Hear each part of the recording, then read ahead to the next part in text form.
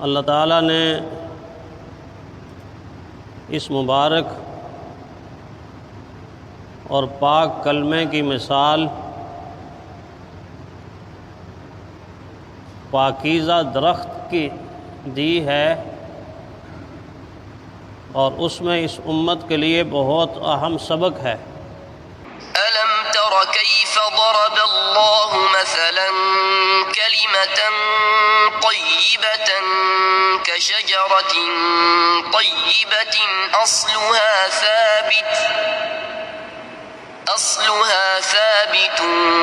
وَفَرْعُهَا فِي السَّمَاءِ۔ اس پاکیزہ کلمے کی مثال ایک پاکیزہ درخت کی طرح ہے۔ اس درخت کی پہچان یہ ہے، اس کی شان یہ ہے، اس کی علامت یہ ہے کہ وہ جڑوں کے اعتبار سے انتہائی مضبوط ہے۔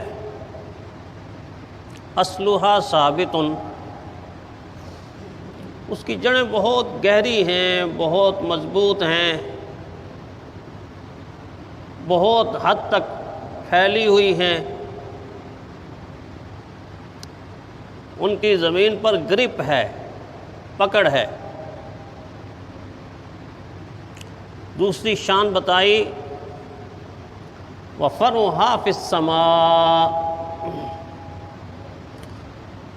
اس کی شاخیں، اس کی ٹہنیاں اتنی بلند و بالا ہیں کہ اگر انسان دیکھے تو گمان ہوتا ہے کہ آسمانوں کی بلندیوں کو چھو رہی ہے،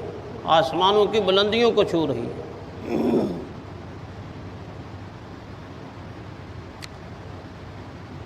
کیسا مبارک درخت ہے یہ کہ جس درخت کے لگانے کے لیے اللہ تعالیٰ نے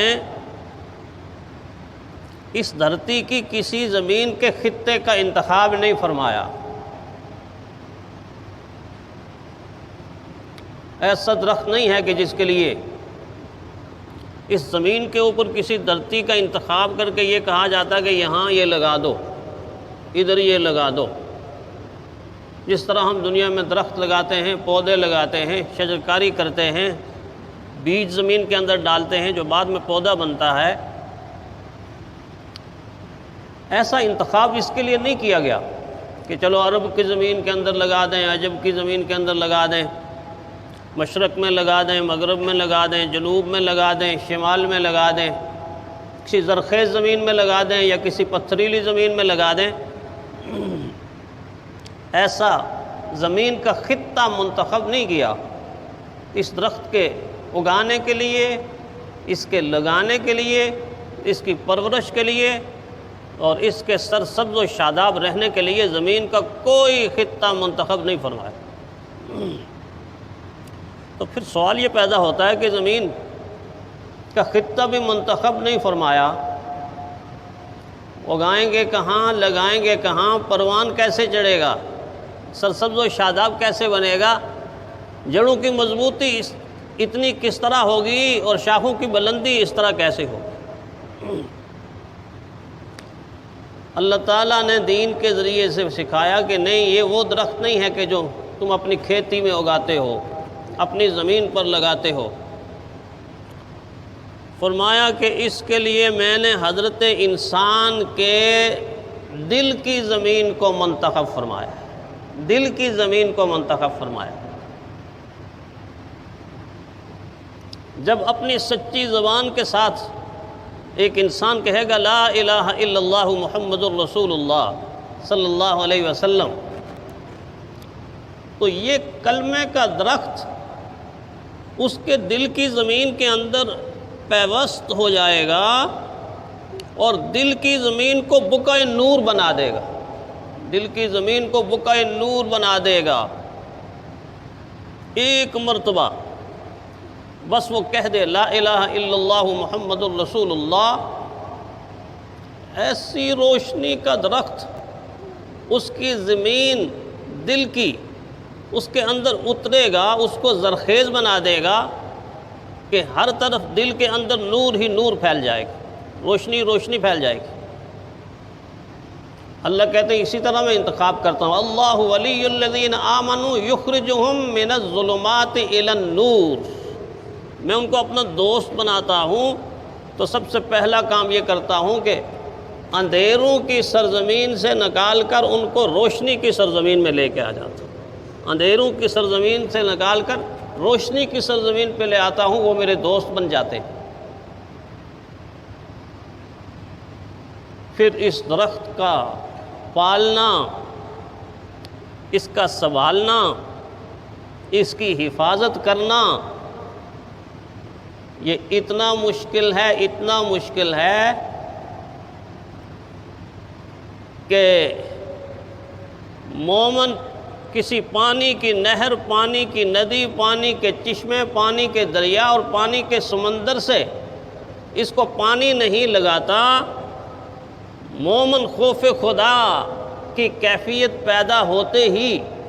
جب وہ خوف خدا کی کیفیت آنسوں کی برسات کے ذریعے ظاہر ہوتی ہے تو اس کو آنسوں کا پانی لگتا ہے، اس کو آنسوں کا پانی لگتا ہے، اس کو الا اللہ کی گوڈی کی جاتی ہے، ضربیں لگا لگا کے اس کو ہلایا جاتا ہے، اس کی شاخ تراشی کی جاتی ہے، اور صرف آنسوں کا پانی نہیں، آنسوں کا پانی تو اس کی شاخوں کے اوپر صرف شبنم کا کام کرتا ہے کہ کلمے کا درخت جب پھوٹتا ہے اور اس کی شاخیں نکلتی ہیں تو مومن کے دل کی زمین جب ہموار ہوتی ہے اور خوف خدا سے پیدا ہونے والے آنسوں آنکھوں کے ذریعے سے باہر آتے، وہ شبنم بن کر اس درخت کی ہریالی کا سبب بنتے، تازگی کا سبب بنتے۔ لیکن اس کی جڑوں کو کون سا پانی لگتا؟